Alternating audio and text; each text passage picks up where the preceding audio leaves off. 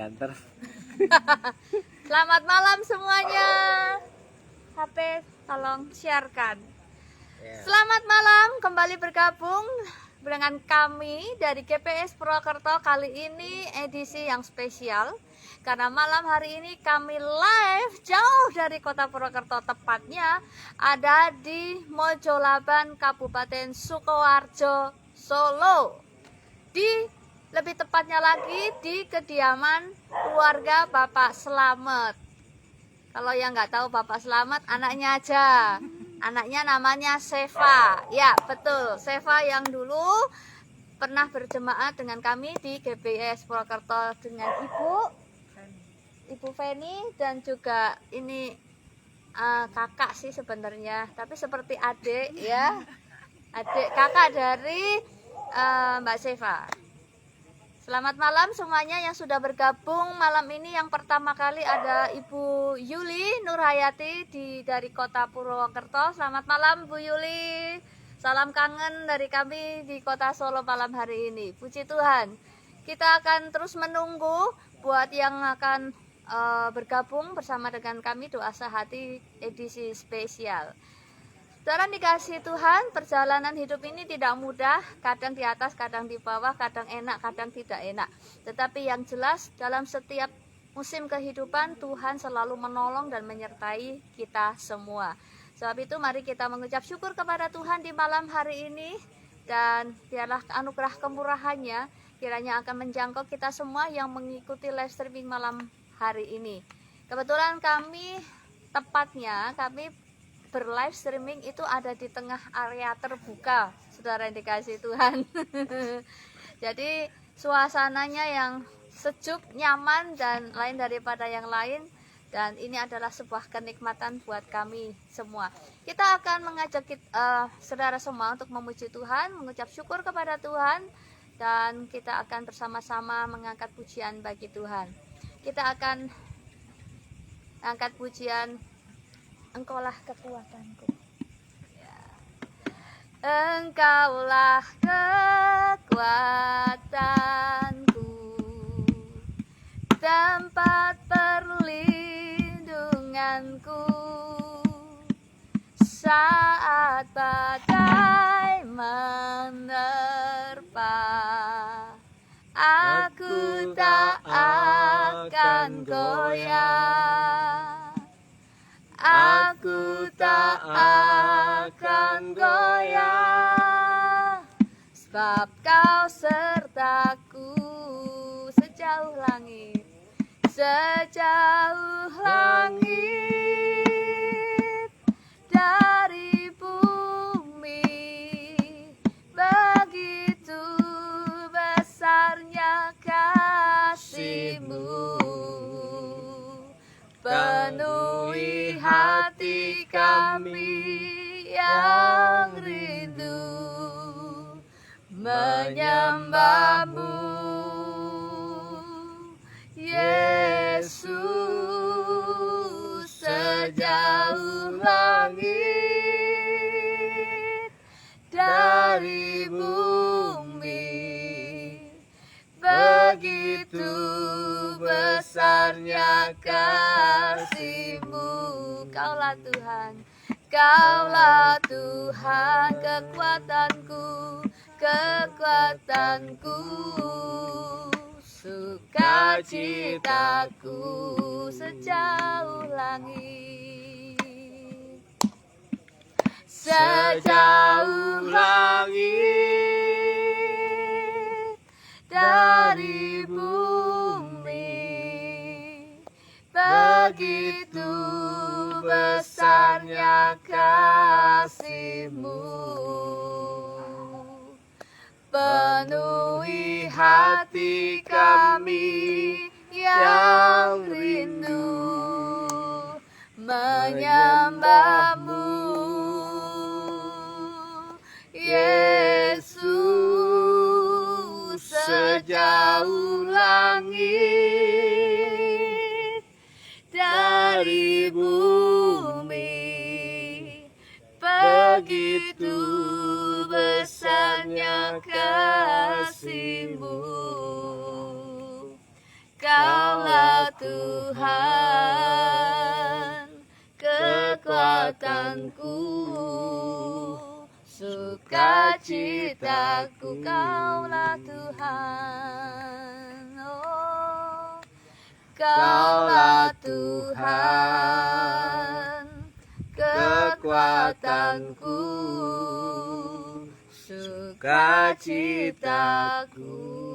Mari kita berdoa. Terima kasih Tuhan, kami mengucap syukur kepadamu buat kesempatan yang indah ini dapat berkumpul bersama dengan keluarga Papa Slamet di Mojo 8 ini dalam live streaming doa sehati Tuhan. Kami menikmati anugerah-Mu dan berkat-Mu yang boleh kami rasakan bersama dengan keluarga Bapak Slamet di tempat ini. Dan biarlah Tuhan pada kesempatan malam hari ini, biarlah Tuhan kami boleh menikmati firman-Mu yang akan ditaburkan oleh hamba-Mu. Kiranya berkat firman-Mu boleh menjamah setiap kami yang mengikuti live streaming pada malam hari ini.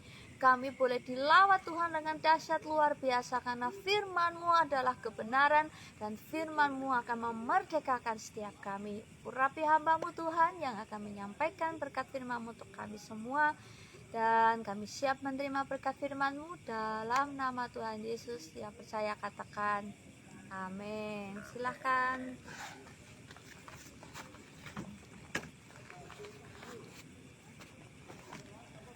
Salam semuanya yang ada di Purwokerto, juga yang ada mengikuti di Facebook malam hari ini, juga saudara-saudara di teman-teman di media sosial dimanapun saudara berada. Hari ini spesial, kami ada bersama-sama dengan Ibu Feni dengan kakak Devi. Juga kakak Seva belum ada di sini, ya. Tapi percaya saudara, malam hari ini kita bersyukur karena apa? Keluarga di tempat ini memberikan tempat, memberikan ruang untuk apa? Untuk mengucap syukur di hadapan Tuhan. Ya. Kenapa?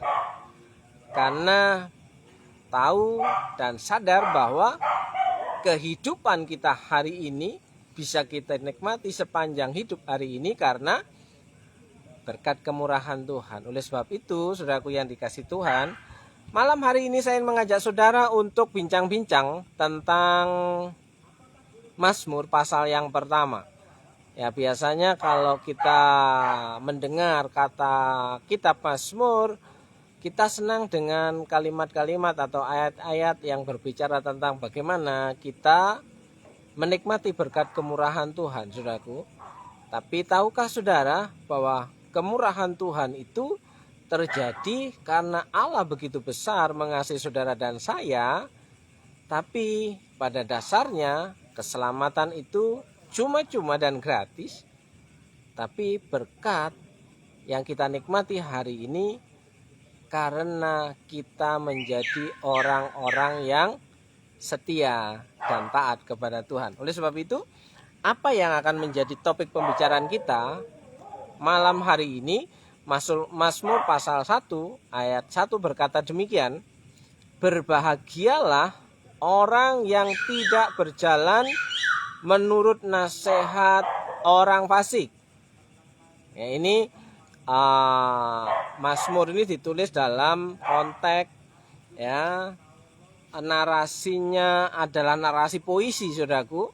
Ya, berbahagialah orang yang tidak berjalan menurut nasihat orang fasik, yang tidak berdiri di jalan orang berdosa, dan yang tidak duduk dalam kumpulan pencemooh. Ayat yang kedua, tetapi yang kesukaannya ialah Taurat Tuhan, dan yang merenungkan Taurat itu siang dan malam. Ya, ayat yang ketiga, ia seperti pohon yang ditanam di tepi aliran air, yang menghasilkan buahnya pada musimnya, dan yang tidak layu daunnya, apa saja yang diperbuatnya berhasil. Jadi ayat yang ketiga merupakan ayat favorit bagi banyakan orang Kristen, saudari. Apa saja yang diperbuatnya berhasil. Tahukah saudara ada aturan main yang Tuhan berikan dalam kehidupan kita melalui ayat-ayat dalam Mazmur pasal 1, saudaraku. Ya, Salam, selamat malam Mbak Isti Maria yang ada di Lampung, ya. Kita sedang ada di Solo ini, ya. Selamat malam untuk GBS Pintu Iman Surakarta, nih Pak Musi, tempat Pak Musi tadi. Ya, terus ada di situ Ibu Yuli yang ada di Purwokerto, Ibu Isti Maria ini ada yang di Lampung. Ya.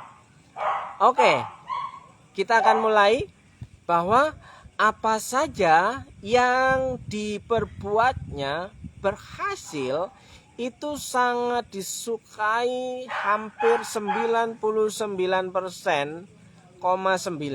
Hampir semua orang suka, ya, apa saja yang kita perbuat berhasil, ya. Tapi pada faktanya, kenyataannya tidak semua yang kita kerjakan berhasil. Ada kalanya susah, ada kalanya gagal, ada kalanya bahkan bangkrut, ya kan?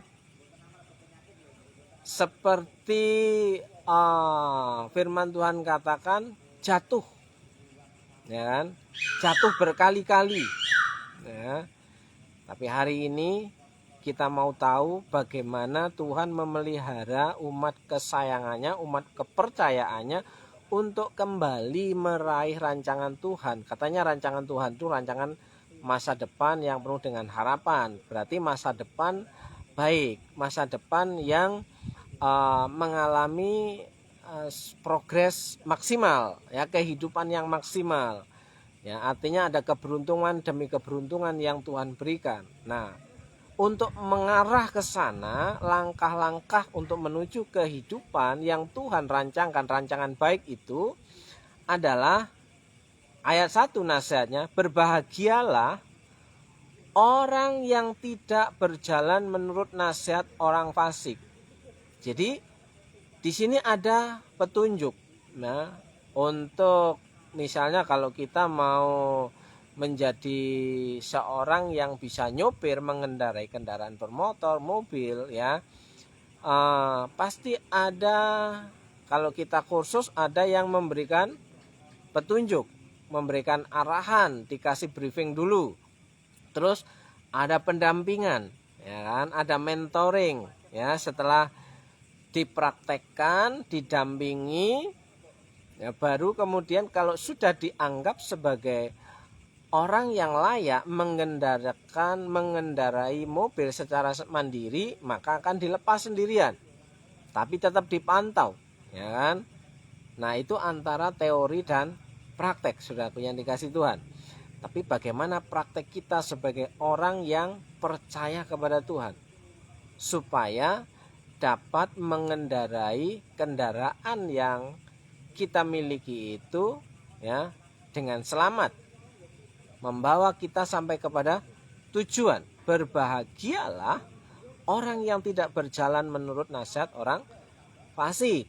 Ya, orang fasik itu orang yang kira-kira orang fasik itu orang yang seperti apa, Bu?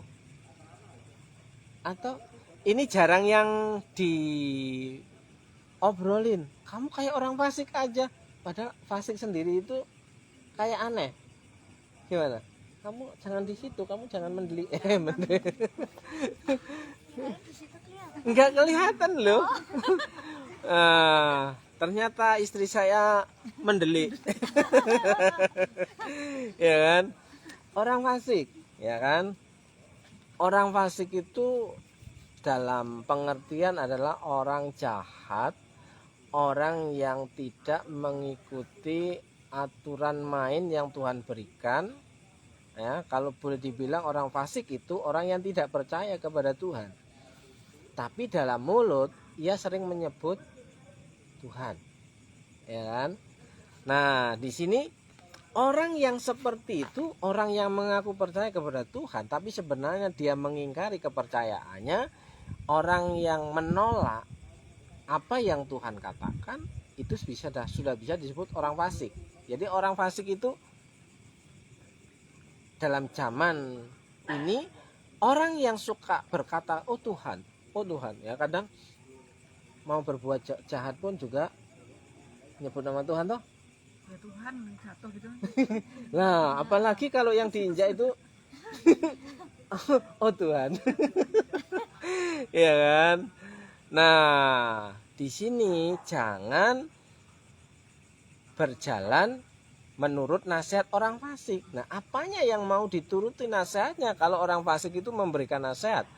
Ya, terkadang gini, kalau kita sebagai seorang tua, sebagai bapak atau sebagai ibu, kita mau memberikan nasihat kepada anak-anak kita, udah, kamu jangan mainan HP mulu, misalnya.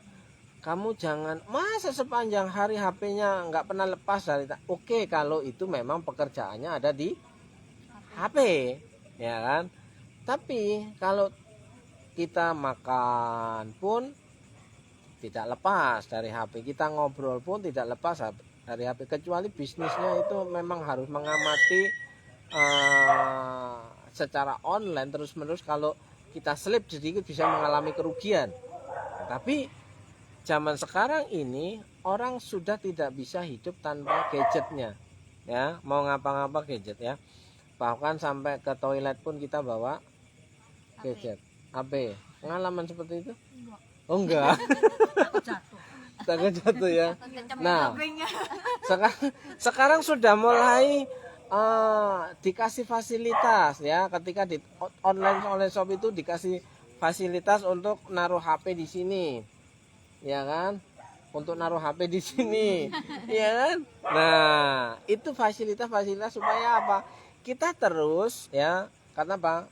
Orang yang memberikan solusi jawaban ini tahu kebutuhan kita, ya kan. Nanti kalau jatuh, ditaruh di jatuh, nanti nyemplung, ya kan. Makanya dikasih solusi. Nah, itu pinter-pinter orang yang punya hikmat, saudaraku, yang dikasih. Tapi hari ini, ya, bagaimana kalau kita sebagai orang tua mau jangan main game aja, padahal kita juga sedang main game? Kan enggak bisa, kita kan enggak mempan. Nah, enggak mempan kepada siapa yang kita nasehatin, kepada anak yang kita pasti akan bantah, ya kan. Bapak aja juga main game kok, apalagi waktu nasehatin sedang main game. Ya kan. Jadi berbagailah orang yang tidak berjalan menurut orang fasik. Jadi tidak menuruti nasihat orang yang menyangkali Tuhan itu sudah disebut berbahagia, nah, sudah disebut diberkati, ya, be blessed, sudah diberkati. Nah, yang tidak berdiri di jalan orang berdosa, apalagi kalau tidak menuruti, berarti tidak berdiri. Tidak berdiri itu tidak sejalan dengan penasehat itu, ya, di jalan orang berdosa. Dan yang tidak duduk dalam kumpulan pencemooh. Kumpulan pencemooh itu ya orang-orang yang suka, ya, sudah tidak berdiri, apalagi kalau berdiri siap jalan. Nah, kalau duduk itu ngobrol, ya kan, ngobrol seperti ini. Nah, apa yang diobrolin kumpulan orang-orang pencemooh itu? Ya, apa kira-kira? Ngerasani. Ya, ngerasani, ya, apalagi gibah-gibah. Ya, pada waktu ibadah bisa kan. Pada waktu ibadah pun kita bisa berada di kumpulan pencemooh. Kenapa? Karena apa? Harusnya firman Tuhan yang disampaikan itu dicerna, ditangkap, dibawa pulang. Tapi firman Tuhan yang disampaikan di hari Minggu itu terkadang menjadi bahan gibah. Ya, coba tadi ngomongnya ada yang salah loh. Padahal itu masih di dalam gereja ketika waktu ibadah, duduk paling belakang, ya kan. Tadi ada yang salah loh, gitu kan. Ya. Penghangat datang. Ya. Ternyata saudara dikirimkan sini aja dulu. Nah, ini kakak Seva. Nah, Ini kakak Seva. Ya, saudaraku yang dikasih Tuhan. Ini kakak Seva baru mengikuti rahasia bagaimana menggenapi firman Tuhan, ya. Apa saja yang dibuatnya berhasil. Jadi bagaimana secara dini mengatasi halangan, tantangan, hambatan, ya, untuk mencapai tujuan yang kita harapkan di dalam Tuhan, yaitu apa? Keberuntungan ketika kata kerja, mengalami keberuntungan bukan mengalami kebuntungan, saudaraku. Yaitu yang pertama adalah tidak berjalan mengikuti nasihat orang yang salah, tidak berdiri berjalan di jalan orang yang berdosa. Itu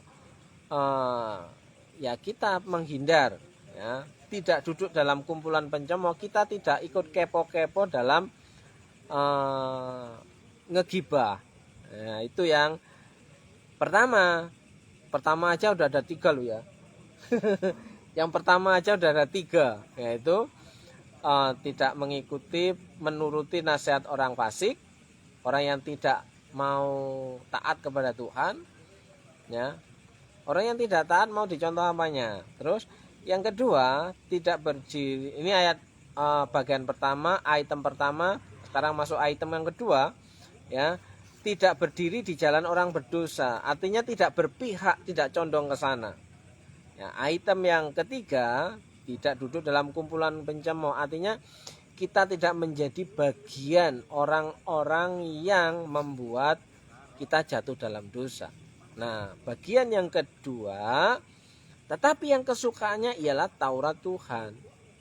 Taurat Tuhan itu, ini konteks perjanjian lama. Kalau Taurat Tuhan itu konteksnya adalah firman Tuhan, ya. Firman Tuhan itu ya dari kitab Kejadian sampai dengan kitab Wahyu, ya. Bukan dipilih-pilih, hanya ini aja kitab Mazmur pasal 1 ini yang kitab firman Tuhan, ya. Terus nanti dilompat-lompat, ini enggak suka. Ya, saudaraku yang dikasih Tuhan, kesukaannya ialah Taurat Tuhan. Ya, karena kalau kita kesukaannya firman Tuhan, mau tidak mau tahu nasihat itu berasal dari orang yang tidak mengenal Tuhan atau orang yang setia kepada Tuhan, ya. Biasanya orang yang tidak setia kepada Tuhan itu banyak komprominya nasihatnya. Tapi kalau orang yang kesukaannya Taurat firman Tuhan, pasti akan mengalami pertimbangan. Kalau yang kamu lakukan, kamu akan disebut sebagai orang yang memberontak, tidak setia kepada Tuhan. Tapi kalau kamu tidak lakukan, kamu berjalan pada jalan yang benar, tapi tidak disukai oleh orang banyak. Biasanya ada pertimbangan-pertimbangan kanan kiri. Tapi kalau orang yang tidak takut akan Tuhan itu biasanya memberi nasihat itu, menurut saya itu lebih baik kayak gini. Sayanya yang akan ditonjolkan, bukan soal yang benar mana, yang salah mana. Jadi ada resiko, ada akibat, dan dampak-dampak yang akan dialami, saudaraku yang dikasih Tuhan. Oleh sebab itu, orang yang kesukaannya ialah firman Tuhan dan yang merenungkan Taurat itu siang dan malam, itu orang yang cepat sadar kalau dinasehatin, ya kan? Gampang dinasehatinya dibanding orang yang orang fasik di atas.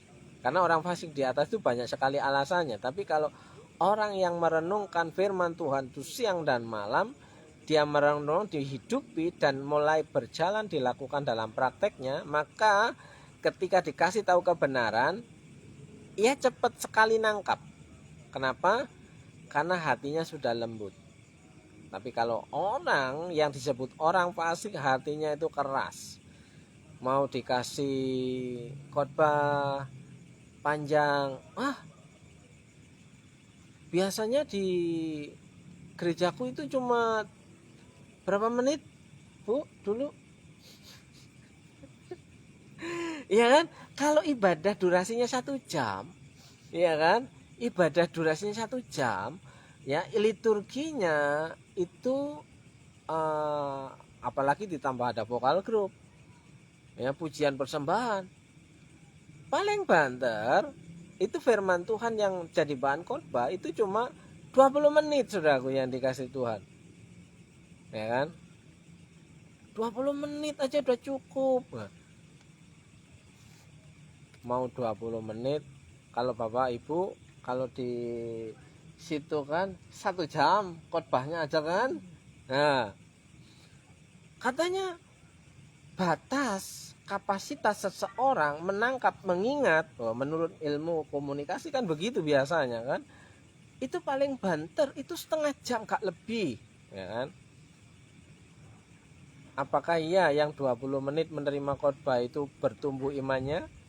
Yang menerima khotbah penjabaran firman Tuhan yang 1 jam itu lupa semua? Buktinya banyak orang yang berhasil ketika mendengar ya berita firman itu lebih lama. Bayangkan Tuhan Yesus khotbah di bukit itu berapa menit? Bisa bayangkan dari pagi sampai petang kan? Pada waktu hari mulai gelap, Tuhan Yesus memberikan perintah kepada murid-murid, kamu harus memberi mereka makan. Dari pagi sampai petang, berapa menit? Loh, kalau dibilang menurut ilmu komunikasi, daya tangkap nalar pikiran kita itu cuma 20-30 menit. Selebihnya tidak akan diterima. Kenapa kita sekolah itu full day? Tambah goblok. Loh, wong daya tangkapnya aja 30 menit. Kita belajarnya anak-anak yang masih kecil, SD, itu full day sampai jam 4 sore. Lah nangkapnya ditaruh di mana? Kalau yang punya anggapan benar 30 menit daya tangkap manusia. Iya kan? Nah, itu sering alasan-alasan orang yang munafik. Orang-orang yang fasik dengan alasan padahal ingin cepat pulang kalau ibadah. Benar nggak itu? Oke, ini jatuhnya ngegosip juga kan? Gibah kan? Loh, kan kita semua tidak imun ya untuk jatuh dalam dosa. Kadang ketika kita memberitakan kebenaran pun akan jatuhnya menjadi gibah. Ya kan? Maka cepat sadar, oh iya, jangan terlalu jauh masuk ke situ. Ya kan? Jangan terlalu jauh. Ya, oke, sebab itu ayat yang ketiga, kita langsung yang terakhir. Iya, itu yang ditunggu-tunggu. Ia seperti pohon yang ditanam di tepi aliran air. Bapak Ibu, Saudara, air itu merupakan kebutuhan yang pokok dalam kehidupan manusia. Tubuh manusia itu berapa persen terdiri dari air? Yang sekolah? Lupa, ya kan? Orang nggak makan 1 minggu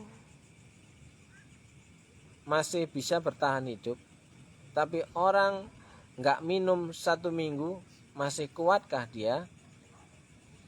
Karena bagian tubuh kita berapa persen lebih besar daripada kandungan yang ada itu adalah air. Makanya Yesus berkata, ya kamu yang haus ya datanglah untuk minum. Aku akan memberikan air kehidupan yang kamu tidak mengalami kehausan lagi. Ya. Sebab itu saudaraku yang dikasih Tuhan, ia seperti pohon yang ditanam di tepi aliran air yang menghasilkan buahnya pada musimnya. Jadi ketika tanaman digambarkan sebagai tanaman yang kekurangan air, ya, maka tanaman itu akan mengalami kekeringan.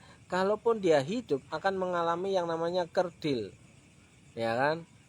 Ya tumbuh tapi tidak bisa memiliki proses pembuahan yang maksimal, memberikan buah yang maksimal. Karena apa? Disebut namanya tanaman kuntet, hidup, ya kan? Karena apa? Ada gangguan dalam siklus pertumbuhannya, telat pengairan, sama seperti orang nanam padi. Ketika telat memberikan suplai air, maka tanaman itu tidak akan memberikan hasil buah padi yang memiliki bulir yang kalau mentes itu bahasa Indonesia apa ya? Mentes. Kan kalau padi yang kurang berhasil kan kopong-kopong kan, yang ketika di air itu kan ngambang, ya kan. Padi semakin berisi akan semakin merunduk. Nah itu karena kasupan airnya, suplai airnya tepat. Tapi sampai kalau kekurangan air ya, padi yang harusnya panen itu tidak ada isinya, bulir-bulirnya itu kopong, saudaraku. Nah, makanya di sini supaya tidak layu daunnya harus kebutuhan air cukup. Apa itu? Taurat Tuhan, firman Tuhan yang suka belajar supaya dapat kasih hikmat untuk menjadi orang yang dikatakan apa saja yang diperbuatnya berhasil. Gak mungkin, pasti kita bisa gagal. Ya jelas bisa gagal, tapi orang yang gagal ketika mau belajar dapat hikmat Tuhan, petunjuk Tuhan, kita bisa menemukan jalan kembali pulang atau masuk kepada satu tujuan yang kita capai. Puji Tuhan, saudaraku yang dikasih Tuhan, malam hari ini renungannya sampai di situ ya. Karena di sini bersama dengan keluarga Bapak Slamet, Ibu Feni, Kakak Devi, Kakak Seva ya, sedang bersyukur atas berkat kemurahan Tuhan bahwa Tuhan sudah kasih kepercayaan untuk apa? Untuk dapat dikaryakan ya, menikmati kasih kemurahan Tuhan dan dapat jadi berkat bagi orang banyak, ya kan? Apa maksudnya? Ketika punya usaha itu mempekerjakan orang lain dapat menikmati apa yang Tuhan berikan melalui kehidupan kita, dan itu disyukuri oleh keluarga yang ada di tempat ini. Mari kita sama-sama berdoa, mengucap syukur kepada Tuhan, terutama kepada saudara-saudara yang sudah bergabung dalam live malam hari ini, ya kan?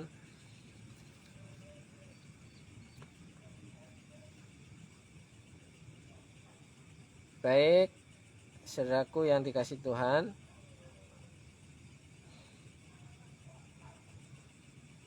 Ibu Vivi berdoa untuk saudara-saudara yang sudah bergabung. Siapa aja? Bu Yuli, Bu Yuli, Bu Isti, Pak Mus GBS Pintu Iman, dan kawan-kawan. mari kita berdoa. Bapa di dalam sorga, kami mengucap syukur Tuhan pada kesempatan malam hari ini, dan malam hari ini kami berdoa untuk semua yang sudah mengikuti live streaming malam hari ini. Kami berdoa untuk Ibu Yuli yang ada di kota Purwokerto. Kiranya Tuhan mencurahkan anugerah berkat-Nya untuk kehidupan Ibu Suci. Kiranya Tuhan dapat memakai Ibu Suci lebih lagi, dapat menjadi berkat bagi banyak orang yang ada di sekitarnya. Meskipun dalam keterbatasannya, tetapi Tuhan sanggup melimpahkan kekuatan serta penghiburan untuk Ibu Suci dapat menjadi berkat lebih banyak lagi. Tuhan, kami berdoa juga untuk Pak Musi dari GBS Pintu Iman Petoran Solo. Kiranya Tuhan juga memberkati segenap pelayanan Pak Musi dengan Ibu Anggra. Kiranya Tuhan jugalah yang akan menopang segenap pelayanan mereka, sehingga pelayanan mereka Tuhan boleh menghasilkan buah-buah pelayanan yang luar biasa dan dapat memberkati lingkungan sekitarnya, dan jemaat-jemaat yang ada di Petoran pun Tuhan berikan berkat-berkat-Mu serta kelimpahan pemeliharaan atas kehidupan mereka. Kami berdoa juga Tuhan untuk Ibu Isti Sinaga dari kota Bandar Lampung. Tuhan kiranya menolong juga bisnisnya, usahanya di kota Bandar Lampung sana. Tuhan juga yang akan memperluas usahanya lebih lagi, memberkati keluarganya, suami dan juga anak-anak. Tuhan juga memberikan pemeliharaan untuk keluarga Ibu Isti ini. Terima kasih Tuhan, sekali lagi kami menyerahkan untuk segenap saudara-saudara kami yang sudah bergabung dengan kami malam hari ini. Pujilah nama-Mu dalam nama Tuhan Yesus. Amin. Amin. Saudaraku, malam hari ini kita akan sama-sama berdoa untuk keluarga Bapak Slamet yang ada di Solo Raya, Mojolaban. Ya. Mojolaban ya. Oke. Pak Slamet mendekat kemari, Pak. Kamu yang shoot. Oke. Nih, Aku yang shoot. Oke. Nah, ini Pak Slamet beserta dengan Ibu Feni dan kedua anak, yaitu yang pertama Mbak Devi dan ini kakak Seva. Oke, kita bersyukur malam hari ini dalam berkat nama Yesus. Hamba berdoa untuk keluarga Bapak Slamet, istri dan anak-anak. Tuhan memberkati keluarga ini dengan berkat-berkat yang baru, bahkan berkat yang tidak lazim, yang belum pernah dipikirkan. Tuhan perintahkan mendatangi keluarga ini, karena kami tahu dan kami sadar bahwa keluarga ini ingin menjadi orang yang sungguh menyenangkan hati Tuhan. Bersyukur dengan Bapak Slamet yang sudah mulai mengasihi Tuhan, mulai mencari Tuhan dengan sungguh-sungguh, sehingga anak istri bersuka cita, berbahagia untuk keluarga yang rukun, untuk keluarga yang utuh, untuk keluarga yang sehati, berjalan dalam satu jalur yang sama. Tuhan memberkati keluarga Pak Slamet dalam berkat nama Yesus. Tuhan, ada sakit yang ada di punggung, Tuhan jamah, Tuhan pulihkan, Tuhan tahirkan di dalam berkat nama Yesus. Hari ini kami mohon belas kasihan-Mu, Tuhan angkat sakit penyakit yang ada di bagian tubuh bagian belakang. Di dalam berkat nama Yesus, berkati ibu yang mendampingi, berkati anak-anak yang dibimbing untuk dibawa masuk ke dalam rancangan Tuhan yang ilahi. Berkati rumah ini, berkati usaha di tempat ini, Tuhan tutup bungkus dengan kuasa-Mu, sehingga pekerjaan-pekerjaan di rumah ini Tuhan jadikan kemuliaan bagi nama Tuhan melalui Amen. keluarga Bapak Slamet. Amen. Berkati dengan berkat keberuntungan, bahkan apa yang di luar nalar sekalipun Tuhan sanggup melakukannya. Dalam berkat nama Yesus, saudara yang percaya Tuhan Yesus itu baik, katakan amin, amin, amin. Shalom semuanya. Dari sini jumpa lagi di kota yang lain. Shalom. Shalom. Tuhan berkati.